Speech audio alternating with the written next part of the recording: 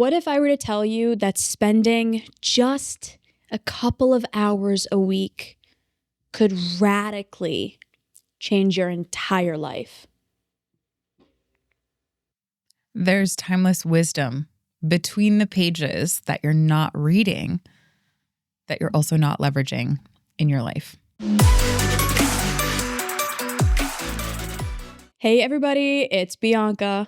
Welcome back, Evolvers. It's Emilia. Today we are going to be talking about one of our favorite things that we sneaky nerd out on behind the scenes, which is a bunch of books. No, it's not going to be a super boring go to sleep, snooze fest type conversation. My hope, my intention for you, if you're joining us in this episode, it is 2026, and Bianca and I decided, hey, we have totally changed our decision-making paradigms. If you were to look back at us 5, 6, 10 years ago, we were an absolute mess. And when you really think about like, what are some of the things that really helped us approach life very differently, and most importantly, change the way in which we saw ourselves and influenced our choices.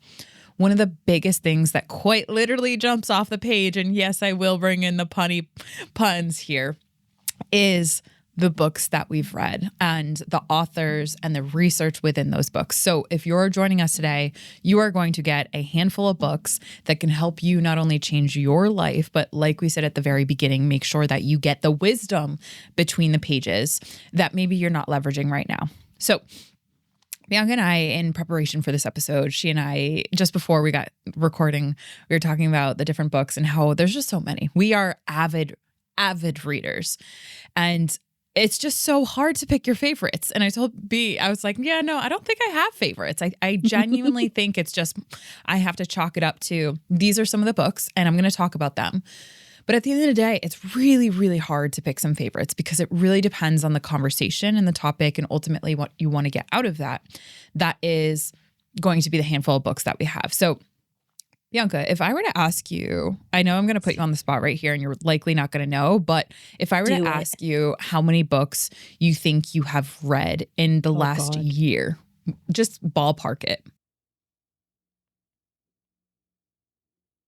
30? Okay. Yeah. Okay. Fair. Okay. 30 books. Now, talk to me and talk to our listeners. Has it been hard copy, like actually like open up the pages and sit down and read, or has it been more audio listening? Both. So I used to listen to everything on audio, and what I've learned about myself is I can do that, but I don't retain it as well as if I do that and I also read the hard copy. So what I'll do is if it's a book that I know I don't need to like diligently read at first, I will listen to the audio first and then I will also get the hard copy and read the hard copy, or vice versa, but both. Wow. Well, that's awesome. One of the reasons why I ask is because I just want to put some of those stats out there, and you learning yourself as a reader. One of the things that anyone that's going to be listening to this episode, I hope they walk away with or scroll away with, is learning how we have learned ourselves so that they can learn themselves as a reader, as a learner better. Because one of the things about reading is the fact that most people grow up and everyone has a relationship with books, right? If I were to ask the listener, what's your relationship with books and reading? A lot of people, I mean, if I had a handful of people, they would have memories crop up of school and of forced reading. And most people are not necessarily super excited to read.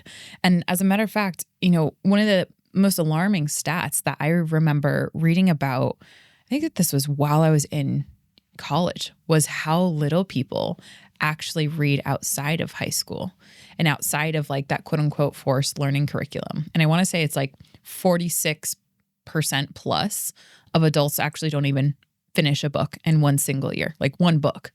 So I'm going to put some links in the show notes, just some of the research around literacy rates.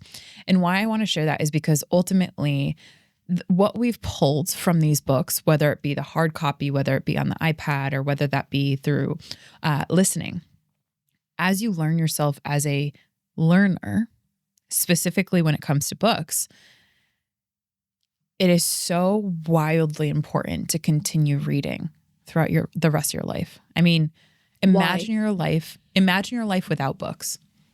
Why? I know why for you and I, Yeah. but to someone who's 5 minutes into this conversation and they're about to tune out, why? It's true. It's true. facts. Not many people care about learning and reading. No. Emilia, why is it so important that people continue reading? And especially the books that we're going to be referencing today, which is how you see yourself in your choices.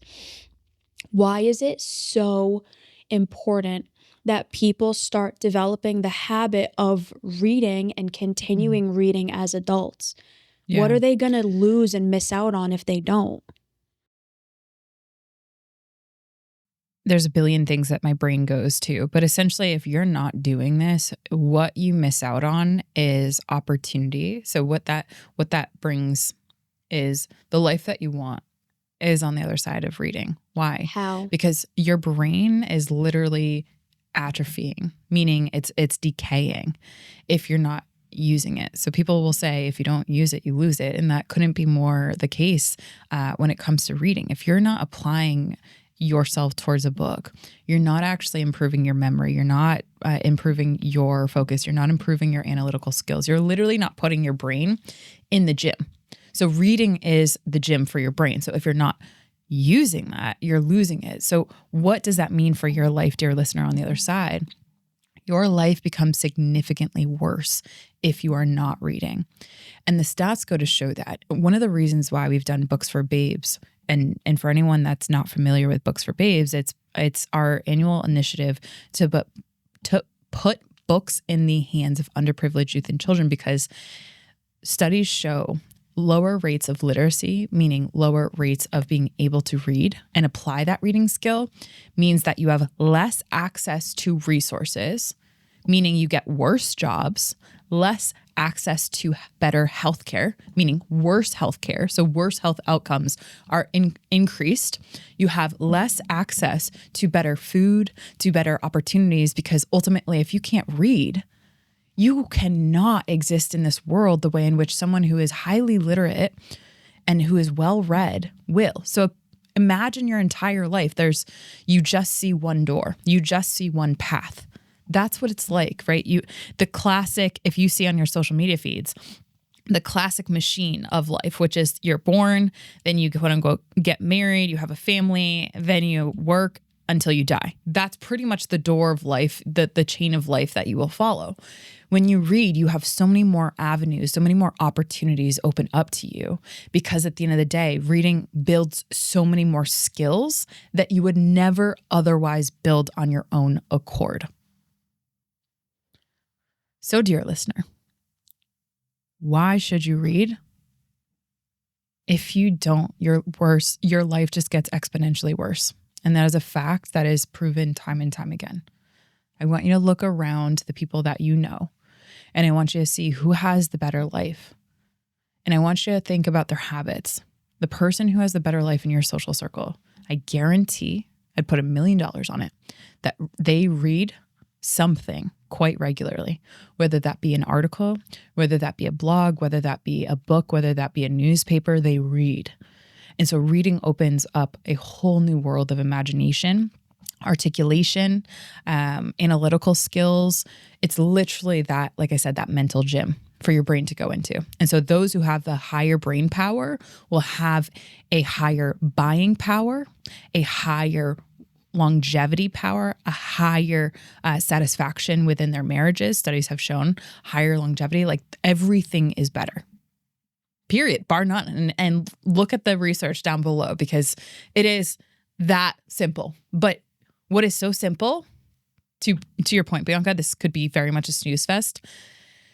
That doesn't necessarily mean people do it. And again, if you look at the stats, most people don't, right? Most people, it's like, screw it. Why do I need to read, right? I might as well just scroll on my phone or watch YouTube or offboard my consciousness. And I don't see the negative effects right away. So why bother, right?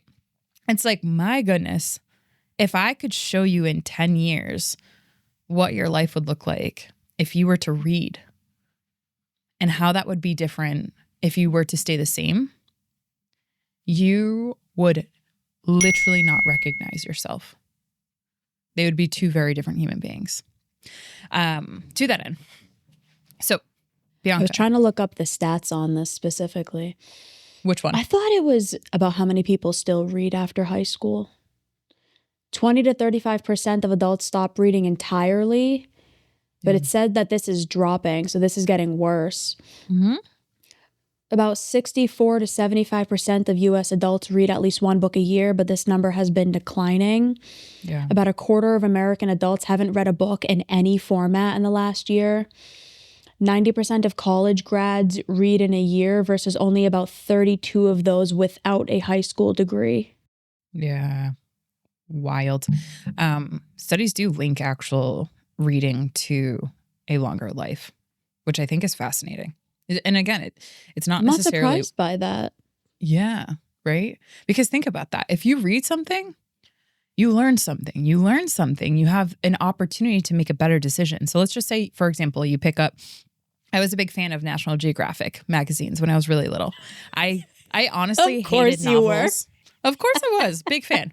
I hated novels, hated the forced reading when it came to like fantastical, like novel-based books.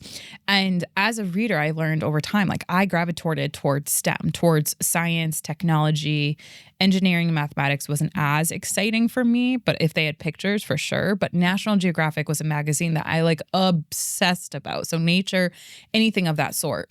And if it had a picture on it, obviously you're going to be more engaged. So as a kid, you learn over time what the adults try to force you to do and what you don't like. But over time, then you realize like, whoa, I actually know so much more about X topic because I learned. Like this morning, for example, and this is so silly, Alan was feeling a tickle in his throat. Alan's my partner for anyone who joined, and he's not feeling necessarily his best. And so immediately I go to my Ayurvedic medicine knowledge about what do we have in our kitchen that can increase and boost immunity systems. And so things that I would never know about had I not had developed a love for reading and what I love, nature. That's brought me to botany. That's brought me to Ayurvedic medicine. That's brought me to nutrition and supplementation in so many different areas. I would never put ginger and elderberry on the menu of how to get your immune system better. Okay, you probably have never heard some of those things, right? Again, there is so many different worlds that open to you when you read. And Alan's immune system will naturally be boosted without a pill from a pharmaceutical medicine. Like it's just natural. So little tiny things like that. And I was thinking this morning to myself, like, how cool will it be to teach my kids one day all the stuff that I know? Not necessarily to teach them, but to develop their love of learning on their own accord. And cultivating a love for learning, that's where books are literally the best playground. So whether it be National Geographic magazines, whether it be picture books, whether it be pop-up books, whether it be on your iPad reading something, read something, find what you love. Bianca, what have you learned about what you love reading? Like novels? Go. Can I add a caveat here? Yeah. Reading social media is not the same thing. There's going to be a lot of people. I know you would never think that. I would never think that. That is so depressing. Oh, a lot of people are like, well, I read my Facebook feed. I read the Facebook articles. That's not the same. Those are not evidence-backed articles at all. Your social media feed is all bullshit and propaganda and false narratives. Do not read your social media as a way of getting the news. That does not count. No. We don't need more Facebook warriors here, okay? Evidence-based journals, articles, books, that's what we are talking about. Autobiographies, anything, even science 100%. journals. Like one of my favorite things that people would probably rather like put forks in their eyes on is reading science journals. It's like they're so graphic. Anyways, Bianca, to what your have you question, learned? Yeah, I obviously love reading personal development, growth, psychology based books. Like the nerd in me just loves coming out when I read like education based books. Yeah. But I really like autobiographies. I also really like fiction stories, but that have more empowering lessons underneath them. One of the things that I didn't like, so as a systems thinker, I really needed to understand like the map of what reading materials really are. And I just want to break down for anyone that wants to kind of categorize. I find like when we can categorize things, we can kind of walk that path a little bit better. So for example, there are academic and informational type books. So this is your textbooks, the academic journals, the databases, the manuals and instructions, reference materials like dictionaries and encyclopedias, atlases, right? Like that's kind of the section of academic information. And I remember growing up being obsessed with academic information. I still am today. You could hand me an encyclopedia and I would read that thing front to back. So excited. So excited. Most people, again, want to stick forks in their eyes as opposed to read a dictionary or encyclopedia, right? But then there's another branch, the literary and creative. This is where your fiction, your poetry, your drama, right? Plays and scripts, whatnot, graphic novels and comics. That's where a lot of the imaginative type reading materials comes in. And when you like, for example, recently, Alan and I were talking about the different trilogies of Avatar, of The Maze Runner, and Hunger Games, and kind of saying which one do you like better. And I was like, Hunger Games, 10 out of 10. That falls in the literary and creative section. The next arm is journalistic and digital. So this is where newspapers, magazines, blogs, and websites, social media does fall into that. These, however, are more short form type posts, updates, news on platforms, etc. And then you have ultimately your everyday and functional. This is like recipes. I have a client, Bianca, that just got a cookbook and she's like, I'm so excited to actually like read this. And that makes me want to put forks in my eyes because I'm not necessarily a big cook, but hey, whatever floats your boat, I'm excited to have her read because she is not someone who naturally gravitates towards reading. What's also included in this is like forums, like Reddit, for example. I know there's some clients that I have that will read like Yahoo Finance stuff. Those are forums, road signs, and travel brochures. Shout out to my people who are warriors of the road and just absolutely love reading their maps and travel stuff. And then lastly, there's the audio and multimedia. So that's, for example, the audiobooks and podcasts, which this podcast falls into. So hopefully the different arms of reading material, you now have an idea of where you might naturally gravitate towards. And so while Bianca, you share what just came up for you, I was kind of buying you a little bit of time there. Thank you, friend. I think it's really important at the end of the day to really understand, like, what do you naturally gravitate towards? Because for all of us who've been through an education system, we have been forced to read things and reading material that we haven't really enjoyed. And I think enjoyment is a really important part of reading.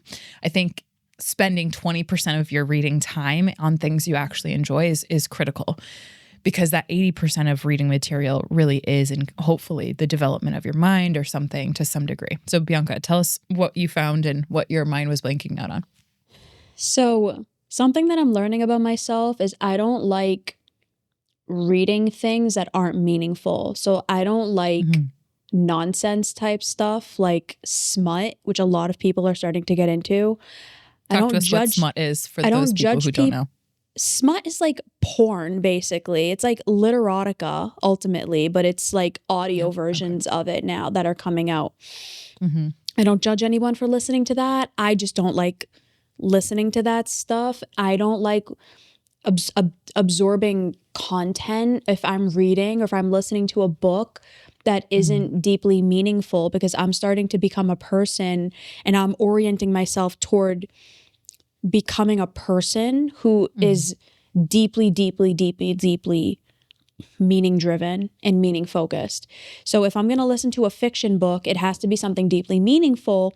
And two of my favorites, one of them is called The Alchemist by Paulo Coelho. That book is phenomenal. And the second is Flowers for Algernon. And I could punch Alan in the face for giving me that book, because number one, it has become my favorite. Hands down, it is my favorite book. Number two, I've never bawled my eyes out so hard Listening to a book, I wanted to punch him in the face at the end of it for making me read that goddamn piece of literature. It was phenomenal.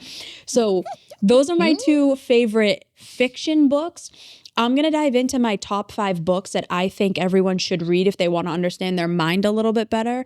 I know you have your list too. Let's do it. So do we want to just hammer them and just hammer through them and we'll wrap up? Okay, good. Sure. Let's do All it. right. Number 1, Man's Search for Meaning by Viktor Frankl. If you're ready to feel like an entitled, privileged prick, this book is that for you. This book is one of the most humbling books I've ever read in my life. So basically, Viktor Frankl was in the Nazi death camps, and he was a psychologist and a psychiatrist at the time. And what he utilized his time in the death camps for was trying to understand human functioning and human behavior, why certain people, if they didn't die from the death camps itself, why did some people die and some people didn't? And basically what he ended up finding was the people who were able to create a sense of meaning for themselves were able to survive. Right. Number Hence 2. birth logotherapy, which is what we integrate through everything that Bianca and I do. 100%. Creating a certain sense of meaning and purpose in every one of our clients' lives. It is a massive part of the work that we do here at Evolve. Hi, my name is Kayleigh Putnam, and I'm an intern at Evolve Ventures Tech, and I work with data analytics. I just wanted to come on here and talk about my experience with the Evolve team. Every single day, I learn new skills, not only my position, but also how to become the best and most aligned version of myself. I've learned through their support that I can achieve any goal I set my mind to, and anything that I want to happen will happen if I work hard enough. I've never met a group of more supportive and genuine people than at Evolve. Every single day, members check in on other members, asking if they're okay, what they can do to help, and it's such a caring environment. And I'm so grateful I got the opportunity to work with this team, because I feel like they've truly given me what I need to be successful in my future careers, and I'm so grateful for that. Number 2, I'm going to give you a 2-for-1, Feeling Good and Feeling Great. It is 2 different books by David Burns. They're basically a CBT manual for anyone who wants to understand their mind better, cognitive distortions, automatic thoughts, why you think the way you do, why you feel the way you do. Love it. Number 3 is Cognitive Therapy and the Emotional Disorders by Aaron Beck. This is basically an entire manual of what our feelings are, what our emotions are, and what the function and purpose of those emotions are. Most of us hate our emotions. Most of us don't like them. We think that they're bad. We think that we shouldn't have them. This book dives into what they are, what the function is that they serve, and why we need them, and how to navigate them more adaptively. So like anger, for example, anger is not bad. Anger is a signal that a core belief or a rule or a standard that you have has been violated. Right. That's actually insanely effective. The reason anger becomes destructive is because of our interpretation of that anger and then what we do about it. And he dives about that in this book. Emilia, I stole one of the suggestions that I think you're going to have. Number 4 is Anchored by Deb Dana. So good. I'm glad it's Emilia. So Emilia has challenged me to read this book, and we're doing it together through the coaching that we're doing. And she has not let me go past chapter 4. So I can't speak to the entire rest of the book because we're working on it. And she's actually having me like live this and practice it. But the book is absolutely phenomenal. It dives into polyvagal theory. And polyvagal theory is basically how our nervous system operates and how that interacts with our thoughts, feelings, and behaviors, and how our nervous system causes us to do a lot of the things that we do based on our experiences of it. So if you're in a chronic shutdown state, there's no way you're going to be able to have effective, positive thoughts, feelings, and behaviors. And vice versa, if you're in a ventral vagal state, which is a very high empowered state, you're going to have a higher probability of engaging in behaviors that are more effective and adaptive and meaningful for you. Number 5, and again, this was another suggestion of yours, so thank you. Healing the Shame That Binds You by John Bradshaw. We all have shame. We all live in shame. We are all negatively impacted by our unhealthy experiences of shame. So the book dives into healthy versus unhealthy shame, how to utilize shame for the good, and how to navigate the unhealthy and destructive shame that most of us are living in. So those were my 5, technically 6. Love it. Love it. And honestly, really grateful that a lot of those are on this list. So if you're listening to this episode and you're like, all right, we hear about your reading journey. We understand that you guys like reading. We get it. I want to translate your suggestions, Bianca, to ultimately why someone clicked on this episode. If you're reading, or if you choose to read some of these books, understanding your decisions, Bianca just offered a ton of different book suggestions to help you choose one of them and just learn a little bit about it, or go ahead and read it. At the end of the day, all of these books are going to change how you see yourself and your choices. Hopefully, through you reading said books, it's also going to help you understand why your decisions are the way in which they are. And most importantly, through this episode, and why we did this in the first place, is so that your decisions can get better over time. At the end of the day, there's 2 types of people. And yes, I'm going to binary this right now. People that make great decisions and people who make horrid decisions. Their life is a byproduct of their decisions. And that is pretty much life 101. We all know this. We all struggle with this. We might have shame getting activated right now. It's not going to do you any good. So might as well choose that book. But at the end of the day, you not knowing where your decisions are coming from, that is someone who is living on autopilot, who is living blindly throughout life. And ultimately, you're not going to be able to make better decisions for you. So as an evolver listening to this, pick one of those and go ahead and get them at the bookstore. Go ahead and pick them up on Audible or wherever you can listen to them.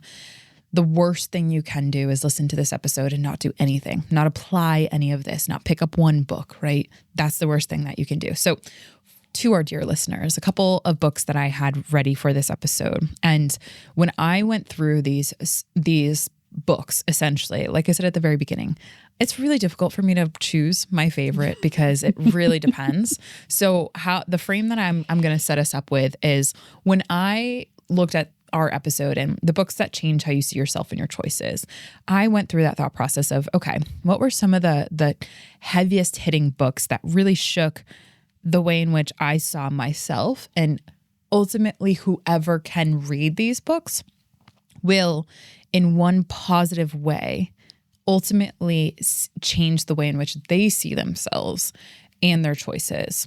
And bonus, if they do read to the end of these books, will be able to get a it's like a handbook on how to live a better life should you not know where to go after reading these books. So I'm going to list my 5 in the title of the book. I'm going to list the author, and then I chose one word that ultimately this book brought out for me, so that ultimately you can see, if you're reading these books, how this applied to you and how this changes yourself. Okay. So number 1 was actually, I've Decided to Live to 120 Years by Lee. So the word that I chose for this was longevity. So I am someone who am aspiring to and making choices in efforts to align to live to over 120 years old. And I know that sounds crazy because right now, when we look at life expectancy, there's only one documented woman, I forget her name right now, but I believe she was out of France, who lived to 122 years old. And though most people claim to have lived over 120, she is the only person who has officially lived to 122 years. Jean Calment. Calment, yes, Miss Calment. Jeanne Calment, Calment. She lived from 1875 to 1997. Wild. And so thank you for that, Bianca. Appreciate that. So when we think about like living a long life, it's not just about a long life, right? Most people might be like, wow, you're really crushing for that fountain of youth, right? It's like, no, it's not really. Like I actually care so deeply about, to Bianca, what she had said, living a very meaningful life, a long life that impacts, I always say this, leaving this world better than how I was born into it. And so 120 years gives me quite the runway to help increase the longevity that I have and increase the impact that I have. So for you, if you decide to pick up that book, I want you to look at it from the standpoint of longevity. Because what you do today, from everything of how barefoot you are throughout the day to your spinal health to how you breathe and how you speak to yourself when no one's around, all of those little things add up and they matter and they accumulate to a life that is long, that is well lived, and is that deeply, deeply connected, as opposed to one that is not. So from the standpoint of longevity, you will definitely see yourself a little bit differently, and you will be invited to make better choices, most certainly. The second one was Invisible Women by Caroline Criado Perez. And she was a woman who, her book came into my life at a very important time. And the word that I had here and how that changed myself, how I see myself, and ultimately my choices, was fortitude. So fortitude is ultimately seeing adversity and being willing to persevere through that adversity. And why I'd share that was, as a woman in this world, I had this uncomfortable feeling that was just like kind of like an itch all the time, that this world was not built for women, right? The world that I entered into was not built for women.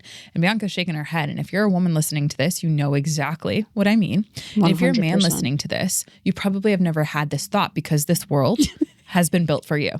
So you probably know your mother. You probably have an aunt. You probably have a daughter. You have someone that you know that is a woman that you care about. She feels this every single day, that the world was not built for her.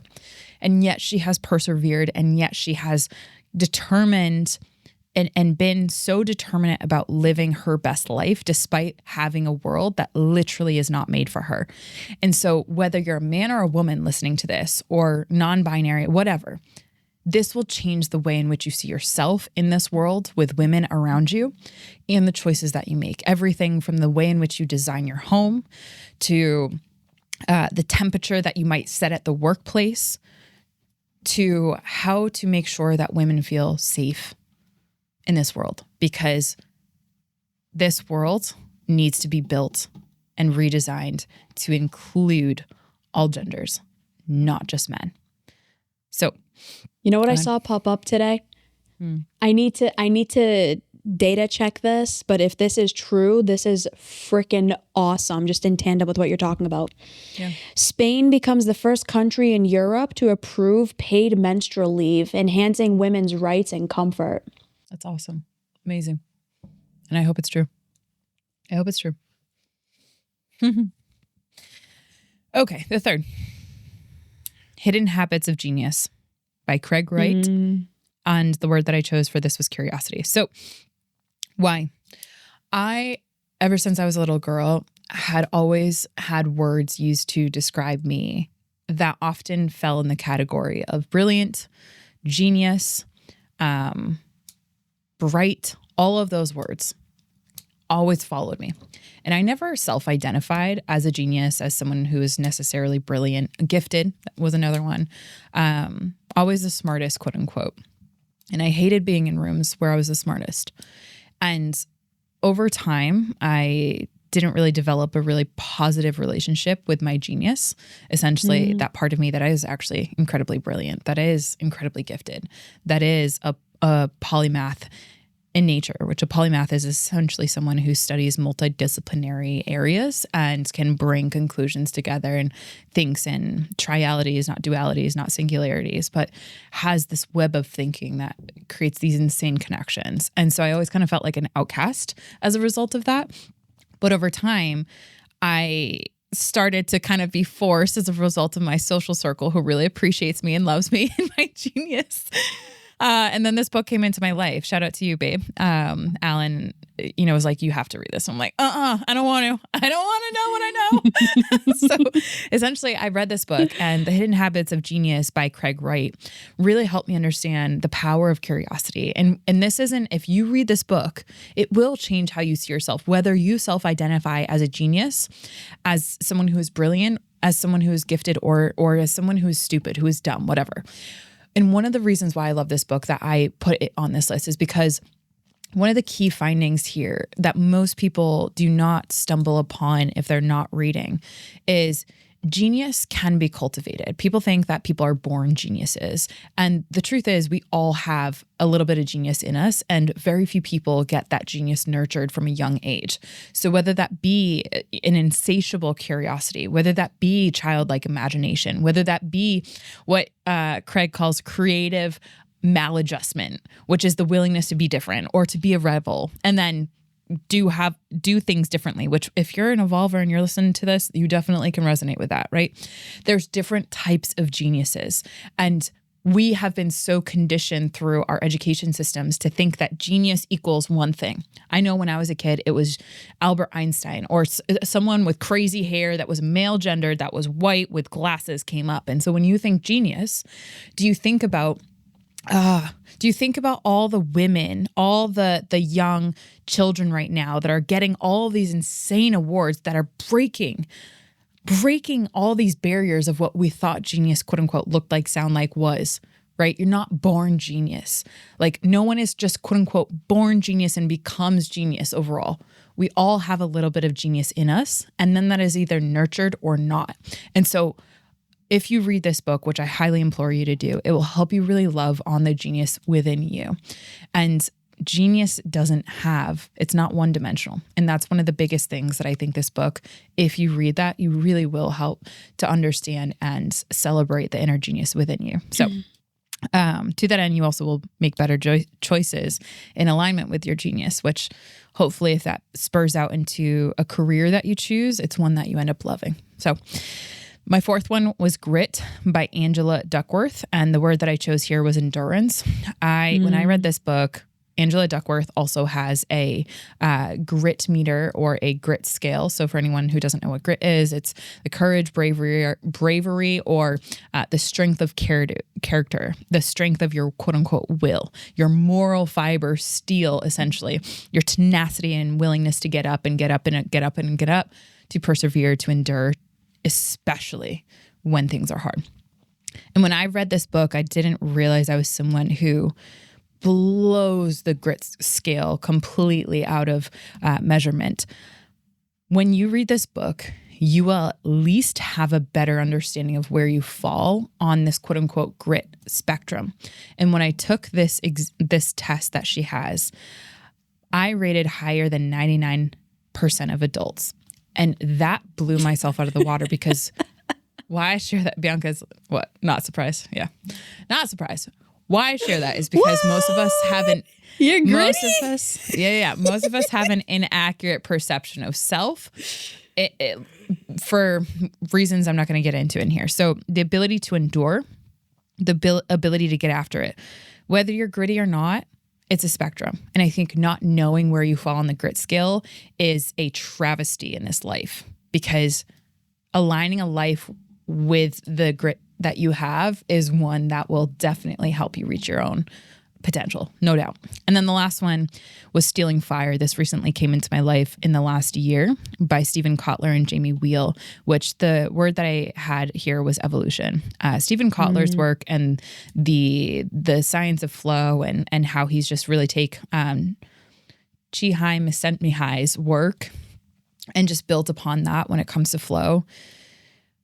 Whoever you are, wherever you are in your life, and how you see your life and your choices, evolution is possible for you. And regardless of the stories and the narratives that we want to tell ourselves, Stealing Fire helps us to really understand at a biochemical level. And he has incredible stories in this, which I really appreciate. For anyone that does want to reach your potential and who does want to be the best version of themselves and then some, right? The people that are willing to go the extra mile when it comes to evolution. This will change how you see yourself, your choices, and ultimately invite you into a path of evolution that flow is at the epicenter of. So that being said, you have now 11 books. Did you do 6? Yeah. 11 I technically different did 8. books. Okay. All right. Here we go. All right. So you have a shit ton of books now, dear listener, to help you evolve and to help you see yourself differently all of these are going to be in a more favorable light no matter what. It will level set you and humble you for sure. Man's Search for Meaning, definitely hitting the charts on that. And that's great, right? Because humility, again, allows you to recognize how we are a speck in this wild galaxy of millions of galaxies, but also helps you realize the duality of we are so much more powerful and can achieve so much more than we initially think that we can. And so at the end of this day and every day, we hope that these books, should you choose to pick up one or all of them, help you change how you see yourself for the better and your choices so that you can not only understand your decisions, but make more effective, more aligned, more precise decisions in efforts towards your evolution. So if you liked this episode, my suggestion in closing is 403, The Truth About Motivation Nobody Likes to Talk About. Bianca, closing sentiments and episode suggestion for our dear listeners. My episode suggestion is 436, How to Heal When You Don't Have Support. And I said that first because my closing sentiment is I never in my life thought I would say what I'm about to say. And it blows my mind that I'm now the kind of person that thinks that way. But support comes in so many forms. And so, Emilia, I can't stand you. I'm happy to answer. Books have changed my life almost more than anything else on this earth.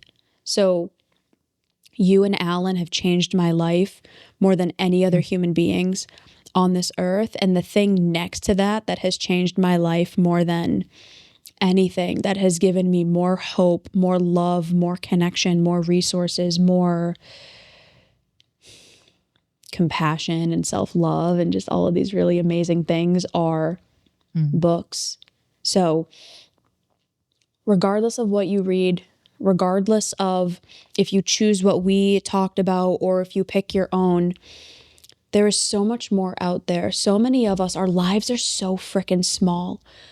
Our lives are just the 10 people we're surrounded ourselves with, the job that we have, and the house that we live in. And so few of us ever expand our consciousness out to see that there's an entire world out there that we're not tapping into. And I was the first one to make an excuse that things weren't possible for me because I had severely limited awareness and I wasn't willing to indulge in curiosity and explore and see what else is out there. And now that I'm an avid reader, I'm reading 3 to 4 books at a time all the time.